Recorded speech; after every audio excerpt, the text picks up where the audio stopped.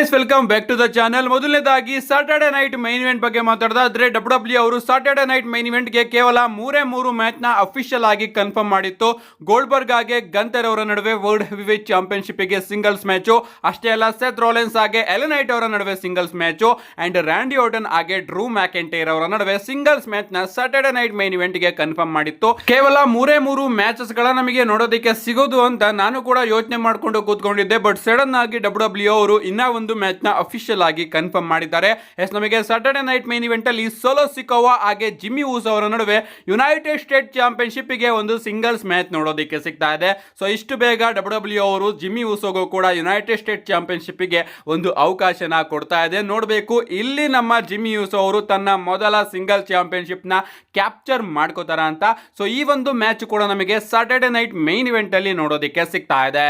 Next update ಕಡೆ ಬರೋದಾದ್ರೆ ಇದಿರ್ತಕ್ಕಂಥದ್ದು ನಮ್ಮ ಅಲೆಕ್ಸಾ ಬ್ಲೆಸ್ ಹಾಗೆ ಶಾರ್ಲೆಟ್ ಫ್ಲೇರ್ ಅವರ ಬಗ್ಗೆ. ನಿಮಗೆ ಗೊತ್ತಿರಬಹುದು, ಈಗ ಡಬ್ಲ್ಯೂ ಅವರು ಇವರಿಬ್ಬರ ಟ್ಯಾಗ್ ಟೀಮ್ ನ ಫಾರ್ಮ್ ಮಾಡ್ತಾ ಇದೆ. ನಿಜವಾಗ್ಲೂ ನನಗೆ ಈ ಒಂದು ಟ್ಯಾಗ್ ಟೀಮ್ ಮೇಲೆ ಸಿಕ್ಕಾಪಟ್ಟೆ ಇಂಟ್ರೆಸ್ಟ್ ಬರ್ತಾ ಇದೆ. ಮೊದಲನೇದಾಗಿ ಡಬ್ಲ್ಯೂ ಅವರು ಪ್ಲಾನ್ಸ್ ಗಳನ್ನ ಮಾಡಿದ್ರು, ಅಲೆಕ್ಸಾ ಬ್ಲೆಸ್ ಅವ್ರನ್ನ ವೈಟ್ ಸಿಕ್ಸ್ ಜೊತೆ ಸೇರಿಸೋಣ ಅಂತ.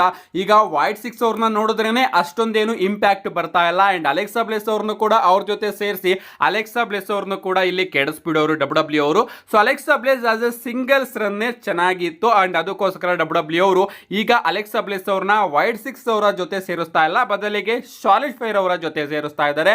ಅಂಡ್ ಇವರ ಟ್ಯಾಗ್ ಟೀಮು ಫಾರ್ಮ್ ಆಗಿದ್ದು ಯಾಕೆ ಅಂತ ನಿಮಗೆ ಗೊತ್ತಿರಬಹುದು. ಅಂದ್ರೆ ಇವರಿಬ್ರು ಕೂಡ ಫ್ರೆಂಡ್ಸ್ ಅಲ್ಲ, ಬದಲಿಗೆ ಇವರಿಬ್ರು ಕೂಡ ಸೇರ್ಕೊಂಡು ಚಾಂಪಿಯನ್ಶಿಪ್ ನ ಗೆಲ್ಬಹುದು. ಅದಕ್ಕೋಸ್ಕರನೇ ಇವರಿಬ್ಬರ ಟ್ಯಾಗ್ ಟೀಮು ಫಾರ್ಮ್ ಆಗಿದೆ. ಅಂಡ್ ಅದೇ ರೀತಿ ಇವರಿಬ್ಬರ ಹೊಸ ಮರ್ಚೆಂಡೈಸ್ ಕೂಡ ನಮಗೆ ನೋಡೋದಕ್ಕೆ ಸಿಗ್ತಾ ಇದೆ. ಮುಂದೆಗಡೆ ನೀವು ಇಲ್ಲಿ ನೋಡ್ತಾ ಇರಬಹುದು, ವಿ ಆರ್ ನಾಟ್ ಫ್ರೆಂಡ್ಸ್ ಅಂತ ಇದೆ. ಹಾಗೆ ಬ್ಯಾಕ್ ಸೈಡ್ ಅಲ್ಲಿ ಅಲೈಸ್ ಆಫ್ ಕನ್ವೀನಿಯನ್ಸ್ ಅಂತ ಒಂದು ಟೆಕ್ಸ್ಟ್ ನಮಗೆ ನೋಡೋದಕ್ಕೆ ಸಿಗ್ತಾ ಇದೆ. ಅಂದ್ರೆ ಅವಕಾಶಗಳಿಗೋಸ್ಕರ ನಾವಿಬ್ರು ಕೂಡ ಜೊತೆಗಿದ್ದೀವಿ ಅಷ್ಟೇ, ನಾವಿಬ್ರು ಕೂಡ ಫ್ರೆಂಡ್ಸ್ ಅಲ್ಲ ಅಂತ ಈ ಒಂದು ಮರ್ಚೆಂಡೈಸ್ ನಮಗೆ ನೋಡೋದಕ್ಕೆ ಸಿಗ್ತಾ ಇದೆ. ನಿಜವಾಗ್ಲೂ ನನಗಂತೂ ಮರ್ಚೆಂಡೈಸ್ ಕೂಡ ಸಿಕ್ಕಾಪಟ್ಟೆ ಇಷ್ಟ ಆಯ್ತು. ನೆಕ್ಸ್ಟ್ ಅಪ್ಡೇಟ್ ಕಡೆ ಬರೋದಾದ್ರೆ ಇದಿರ್ತಕ್ಕಂಥದ್ದು ನಮ್ಮ ಸ್ಯಾಮಿ ಝೈನ್ ಅವರ ಬಗ್ಗೆ. ಆಕ್ಚುಲಿ ತುಂಬಾ ದಿನದ ಹಿಂದೆನೆ ಈ ಒಂದು ವಿಚಾರನ ನಿಮಗೆ ತಿಳಿಸಬೇಕಾಗಿತ್ತು, ಬಟ್ ವಿಡಿಯೋ ಮಾಡೋ ಟೈಮಲ್ಲಿ ಎಲ್ಲದೂ ಕೂಡ ಮರ್ತೋಗ್ತಾ ಇತ್ತು. ನಿಮಗೆ ಗೊತ್ತಿರಬಹುದು ಸ್ಯಾಮಿ ಝೈನ್ ಅವರ ಕತೆ ಮಂಡೇ ನೈಟ್ ರಲ್ಲಿ ಏನಾಯ್ತು ಅಂತ. ಮೊದಲನೇದಾಗಿ ಕೇರಿಯನ್ ಕ್ರಾಸ್ ಅವರು ಅವರ ಮೇಲೆ ಬ್ರೂಟಲ್ ಆಗಿ ಅಟ್ಯಾಕ್ ಮಾಡ್ತಾರೆ. ಅದಾದ್ಮೇಲೆ ನಮ್ಮ ಬ್ರಾನ್ ಬ್ರೇಕರ್ ಅವರು ಕೂಡ ಬ್ರೂಟಲ್ ಸ್ಪಿಯರ್ ನ ಹಾಕಿ ನಮ್ಮ ಸ್ಯಾಮಿ ಝೈನ್ ಅವರ ಕಥೆನ ಮುಗಿಸ್ತಾರೆ. ಅದಾದ್ಮೇಲೆ ಬ್ಯಾಕ್ ಸ್ಟೇಜ್ ಅಲ್ಲಿ ನಮ್ಮ ಪಾಲಿಮೆನ್ ಅವರೇ ಕನ್ಫರ್ಮ್ ಮಾಡ್ತಾರೆ ಸ್ಯಾಮಿ ಝೈನ್ ಅವರು ಸ್ವಲ್ಪ ದಿನ ಡಬ್ಲ್ಯೂ ಕಂಪನಿಯಲ್ಲಿ ನೋಡೋದಕ್ಕೆ ಸಿಗೋದಿಲ್ಲ ಅಂತ. ಅಂಡ್ ಡಬ್ಲ್ಯೂ ಅವರು ಈಗ ಸ್ಯಾಮಿ ಝೈನ್ ಅವರಿಗೆ ಒಂದು ಬ್ರೇಕ್ ನ ಕೊಟ್ಟಿದೆ. ರಿಯಲ್ ಆಗಿ ಯಾವುದೇ ರೀತಿಯ ಇಂಜುರಿ ಇಲ್ಲ, ಬಟ್ ಸ್ಟೋರಿ ಲೈನ್ ವೈಸ್ ಅಲ್ಲಿ ಸ್ಯಾಮಿ ಝೈನ್ ಅವರಿಗೆ ಒಂದು ಬ್ರೇಕ್ ನ ಕೊಟ್ಟಿದೆ. ಅಂಡ್ ಸ್ವಲ್ಪ ದಿನ ನಮಗೆ ಡಬ್ಲ್ಯೂ ಕಂಪನಿಯಲ್ಲಿ ಸ್ಯಾಮಿ ಝೈನ್ ಅವರು ನೋಡೋದಕ್ಕೆ ಸಿಗೋದಿಲ್ಲ. ತುಂಬಾ ಜಾಸ್ತಿ ಲೀವ್ ಏನು ತಗೊಳ್ಳೋದಿಲ್ಲ, ಒಂದ್ 2-3 ವಾರ ಅಂತ ಅನ್ಕೊಳ್ಳಿ. ಅಲ್ಲಿವರೆಗೂ ನಮ್ಮ ಸ್ಯಾಮಿ ಝೈನ್ ಅವರು ನಮಗೆ ಕಂಪನಿಯಲ್ಲಿ ನೋಡೋದಕ್ಕೆ ಸಿಗೋದಿಲ್ಲ. ನೆಕ್ಸ್ಟ್ ಅಪ್ಡೇಟ್ ಕಡೆ ಬರೋದಾದ್ರೆ ಇದಿರ್ತಕ್ಕಂಥದ್ದು ನಮ್ಮ ಬಿಲ್ ಗೋಲ್ಡ್ಬರ್ಗ್ ಅವರ ಬಗ್ಗೆ. ನಿಮಗೆ ಗೊತ್ತಿರಬಹುದು, ಗೋಲ್ಡ್ಬರ್ಗ್ ಅವರ ಲಾಸ್ಟ್ ಮ್ಯಾಚ್ ನಮಗೆ ಗಂತರ್ ಅವರ ವಿರುದ್ಧ ಸಾಟರ್ಡೆ ನೈಟ್ ಮೈನ್ ಇವೆಂಟ್ ಅಲ್ಲಿ ನೋಡೋದಕ್ಕೆ ಸಿಗ್ತಾ ಇದೆ. ಈ ಒಂದು ಮ್ಯಾಚ್ ಗಿಂತ ಮುಂಚೆನೆ ನಮ್ಮ ಗೋಲ್ಡ್ಬರ್ಗ್ ಅವರು ಸಿಕ್ಕಾಪಟ್ಟೆ ಕಾಂಟ್ರವರ್ಷಿಯಲ್ ಸ್ಟೇಟ್ಮೆಂಟ್ ಗಳನ್ನ ಕೊಟ್ಟಿದ್ದಾರೆ. ಮೊದಲನೇದಾಗಿ ಅವರು ಹೇಳ್ತಾರೆ, ಡಬ್ಲ್ಯೂ ಅವರು ನನ್ನ ಫಿನಿಶಿಂಗ್ ಮೂವ್ ಆದಂತಹ ಸ್ಪಿಯರ್ ನ ಯಾರ್ಯಾರಿಗೋ ಏಕೆ ಬಳಸೋದಕ್ಕೆ ಕೊಡ್ತಾರೆ, ಅವರು ಎಲ್ಲರಿಗೂ ಕೂಡ ಸ್ಪಿಯರ್ ಬಳಸೋದಕ್ಕೆ ಕೊಟ್ಟು ನನ್ನ ಒಂದು ನೇಮ್ ನ ಹಾಳು ಮಾಡ್ತಾ ಇದ್ದಾರೆ. ಯಾಕಂದ್ರೆ ಡಬ್ಲ್ಯೂ ಕಂಪನಿಯಲ್ಲಿ ಇರ್ತಕ್ಕಂತಹ ತುಂಬಾ ಜನ ಸ್ಪಿಯರ್ ನ ಚೆನ್ನಾಗಿ ಕನೆಕ್ಟೇ ಮಾಡೋದಿಲ್ಲ. ಸೊ ಅವರು ಅದನ್ನ ನೋಡಿ ಇದು ಗೋಲ್ಡ್ಬರ್ಗ್ ಬಳಸ್ತಿದ್ದಂತಹ ಮೂವ್ ಅಲ್ವಾ ಅಂತ ನನ್ನ ಬಗ್ಗೆ ಥಿಂಕ್ ಮಾಡಿ ನಾನು ಕೂಡ ಅಷ್ಟೇ ಕೆಟ್ಟದಾಗಿ ಸ್ಪಿಯರ್ ನ ಬಳಸ್ತಾ ಇದ್ದೆ ಅಂತ ಅನ್ಕೊಂಡು ನನ್ನ ಒಂದು ನೇಮ್ ನ ಕಂಪನಿಯವರು ಹಾಳು ಮಾಡ್ತಾ ಇದ್ದಾರೆ ಅಂತ ಸ್ಪಿಯರ್ ಬಗ್ಗೆ ಒಂದು ಸ್ಟೇಟ್ಮೆಂಟ್ ನ ಕೊಟ್ಟಿದ್ದಾರೆ. ಅಷ್ಟೇ ಅಲ್ಲ ಗಾಯ್ಸ್, ನಾನು ಅಲ್ದಲೇನೆ ಕಂಪನಿಯಲ್ಲಿ ಸ್ಪಿಯರ್ ನ ಯೂಸ್ ಮಾಡೋದಕ್ಕೆ ಒಬ್ಬ ವ್ಯಕ್ತಿ ಲಾಯಕ್ಕು. ಆ ವ್ಯಕ್ತಿ ಬೇರೆ ಯಾರು ಅಲ್ಲ, ಬ್ರಾನ್ ಬ್ರೇಕರ್. ನನ್ನನ್ನು ಬಿಟ್ರೆ ಬ್ರಾನ್ ಬ್ರೇಕರ್ ಅವರು ಮಾತ್ರ ಪರ್ಫೆಕ್ಟ್ ಆಗಿ ಸ್ಪಿಯರ್ ಹಾಕೋದಕ್ಕೆ ಲಾಯಕ್ಕು, ಇನ್ಯಾರು ಕೂಡ ಬಳಸೋದಕ್ಕೆ ಯೋಗ್ಯತೆನೇ ಇಲ್ಲ ಸ್ಪಿಯರ್ ನ ಅಂತ ನಮ್ಮ ಗೋಲ್ಡ್ಬರ್ಗ್ ಅವರು ಈ ರೀತಿನೂ ಕೂಡ ಕಾಂಟ್ರವರ್ಷಿಯಾಗಿ ಮಾತಾಡಿದ್ದಾರೆ. ಇದಾದ್ಮೇಲೆ ರೋಮನ್ ರೈನ್ಸ್ ಅವರ ಫ್ಯಾನ್ಸ್ ಗಳು ರೊಚ್ಚಿಗೆದ್ಬಿಟ್ರು. ಏನ್ ಗುರು, ರೋಮನ್ ರೈನ್ಸ್ ಅವರು ಆಗಿಂದ ಇಲ್ಲಿವರೆಗೂ ಕೂಡ ಸ್ಪಿಯರ್ ನ ಬಳಸಿ ಅದನ್ನ ಎಷ್ಟೊಂದು ಎಸ್ಟಾಬ್ಲಿಷ್ ಮಾಡಿದ್ದಾರೆ, ನೀನ್ ಈಗ ಬಂದ್ಬಿಟ್ಟು ರೋಮನ್ ರೈನ್ಸ್ ಅವರು ಆ ಒಂದು ಸ್ಪಿಯರ್ ನ ಬಳಸೋದಕ್ಕೆ ಲಾಯಕ್ಕೆ ಇಲ್ಲ ಅಂತ ಹೆಂಗ್ ಹೇಳ್ತಾ ಇದೀಯ ಅಂತ ಗೋಲ್ಡ್ಬರ್ಗ್ ಅವರ ಮೇಲೆ ಹೇಟ್ ನ ಹಾಕ್ತಾ ಇದ್ದಾರೆ.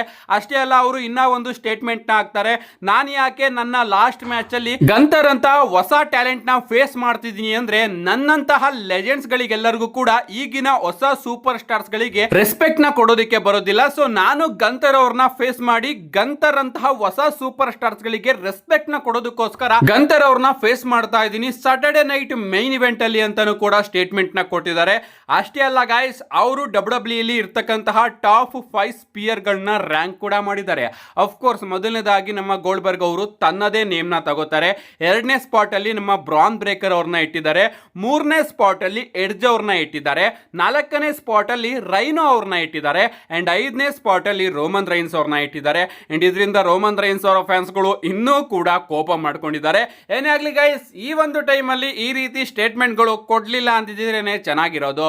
ನಮ್ಮ ನೆಕ್ಸ್ಟ್ ಅಪ್ಡೇಟ್ ಕಡೆ ಬರೋದಾದ್ರೆ ಇದಿರ್ತಕ್ಕಂಥದ್ದು ಕೂಡ ನಮ್ಮ ಟ್ರೈಬಲ್ ಚೀಫ್ ರೋಮನ್ ರೈನ್ಸ್ ಅವರ ಬಗ್ಗೆನೇ. ನಿಮಗೆ ಗೊತ್ತಿರಬಹುದು, ಕಳೆದ ವಿಡಿಯೋದಲ್ಲಿ ನಾನು ನಿಮಗೆ ತಿಳಿಸ್ಕೊಟ್ಟೆ ಡಬ್ಲ್ಯೂ ಅವರು ರೋಮನ್ ರೈನ್ಸ್ ಅವರ ನೇಮ್ ನ ಚೇಂಜ್ ಮಾಡಿಕೊಂಡು ಟ್ರೈಬಲ್ ಚೀಫ್ 1 ಅಂತ ಕರಿಬೇಕು ಅಂತ ಪ್ಲಾನ್ ನ ಮಾಡ್ತಾ ಇದ್ದಾರೆ ಅಂತ. ಆ ರೀತಿ ಅವರು ಯಾಕೆ ಪ್ಲಾನ್ ಮಾಡ್ತಾ ಇದ್ದಾರೆ ಗೊತ್ತಾ?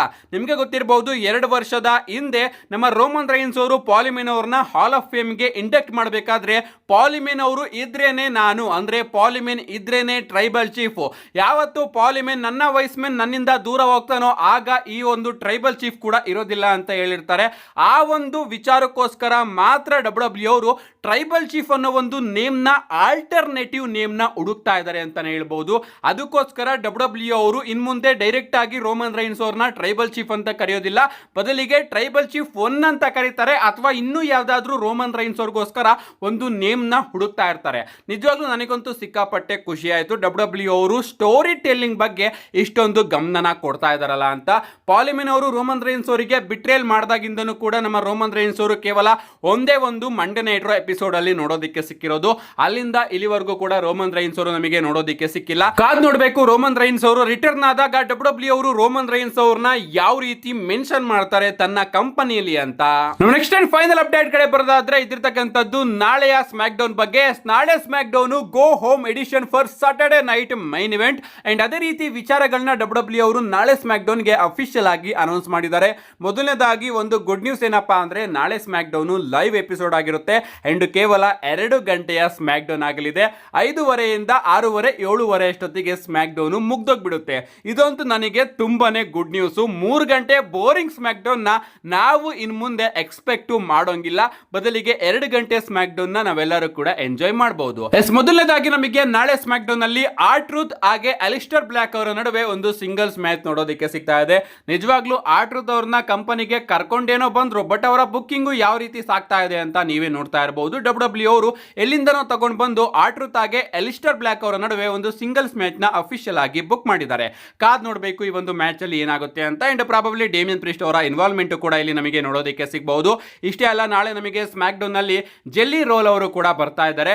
ಇವರು ತನ್ನ ಸಮ್ಮರ್ ಸ್ಲಾಮ್ ಮ್ಯಾಚ್ ಬಿಲ್ಡ್ ನ ನಾಳೆ ಸ್ಮ್ಯಾಕ್ ಡೌನ್ ಇಂದ ಪ್ರಾರಂಭ ಮಾಡ್ತಾ ಇದ್ದಾರೆ. ಅಷ್ಟೇ ಅಲ್ಲ ಗಾಯ್ಸ್, ನಾಳೆ ನಮಗೆ ಡಬ್ಲ್ಯೂ ಟ್ಯಾಗ್ ಟೀಮ್ ಚಾಂಪಿಯನ್ಶಿಪ್ ಗೆ ಸ್ಟ್ರೀಟ್ ಪ್ರಾಫಿಟ್ ವರ್ಸಸ್ ವೈಟ್ 6 ಅವರ ನಡುವೆ ಕೂಡ ಒಂದು ಟ್ಯಾಗ್ ಟೀಮ್ ಮ್ಯಾಚ್ ನೋಡೋದಕ್ಕೆ ಸಿಗ್ತಾ ಇದೆ. ಈ ಒಂದು ಮ್ಯಾಚ್ ಅಲ್ಲಾದ್ರೂ ಫೈನಲಿ ನಮ್ಮ ವೈಟ್ 6 ಅವರು ಹೊಸ ಟ್ಯಾಗ್ ಟೀಮ್ ಚಾಂಪಿಯನ್ಸ್ ಆಗ್ತಾರೆ ಅಂತ ನೋಡೋದಕ್ಕೆ ನಾನಂತೂ ಸಿಕ್ಕಾಪಟ್ಟೆ ಕಾಯ್ತಾ ಇರ್ತೀನಿ. ಇದಲ್ದಲೆ ನಾಳೆ ನಮಗೆ ಬ್ಲಡ್ ಲೈನ್ ಸ್ಟೋರಿ ಕಂಟಿನ್ಯೂ ಆಗೋದು ಕೂಡ ನೋಡೋದಕ್ಕೆ ಸಿಗುತ್ತೆ. ನಿಮ್ಗೆ ಗೊತ್ತಿರಬಹುದು, ಸೋಲೋ ಸಿಕೋ ಅವರು ತನ್ನದೇ ಆದ ಮತ್ತೊಂದು ಹೊಸ ಬ್ಲಡ್ ಲೈನ್ ನ ರೆಡಿ ಮಾಡಿ ಇಟ್ಕೊಂಡಿದ್ದಾರೆ. ಹಿಕುಲಿಯೋ, ಟೊಂಗಲೋವಾ, ಜೆಸ್ಸಿ ಮೇಟಿಯೋ ಹಾಗೆ ಸೋಲೋ ಸಿಕೋ ಅವರ ಸ್ಟೋರಿ ನಾಳೆ ಸ್ಮ್ಯಾಕ್ ಡೌನ್ ನಲ್ಲಿ ಕಂಟಿನ್ಯೂ ಆಗುತ್ತೆ. ಅಂಡ್ ಈ ಕಡೆ ಜೆಕುಫಾಟು ಹಾಗೆ ಜಿಮ್ಮಿ ಊಸೋ ಅವರು ಕೂಡ ಅವರ ಅಪೋನೆಂಟ್ ಆಗಿ ನಮಗೆ ನಾಳೆ ಸ್ಮ್ಯಾಕ್ ಡೌನ್ ಅಲ್ಲಿ ಅಫ್ಕೋರ್ಸ್ ನೋಡೋದಕ್ಕೆ ಸಿಗ್ತಾರೆ.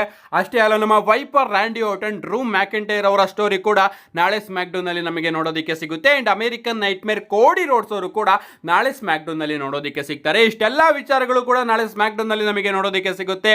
ಯಾರು ಕೂಡ ಮಿಸ್ ಮಾಡ್ಕೋಬೇಡಿ. ಮಿಸ್ ಮಾಡ್ಕೊಂಡ್ರು ಕೂಡ ಆದಷ್ಟು ಬೇಗ ನನ್ನ ಚಾನಲ್ ಅಲ್ಲಿ ವಿಡಿಯೋನ ಅಪ್ಲೋಡ್ ಮಾಡ್ತೀನಿ. ಅದಕ್ಕೋಸ್ಕರ ಚಾನಲ್ ನ ಸಬ್ಸ್ಕ್ರೈಬ್ ಮಾಡ್ಕೊಳ್ಳಿ ಅಂತ ಹೇಳ್ತಾ, see you guys in my next video.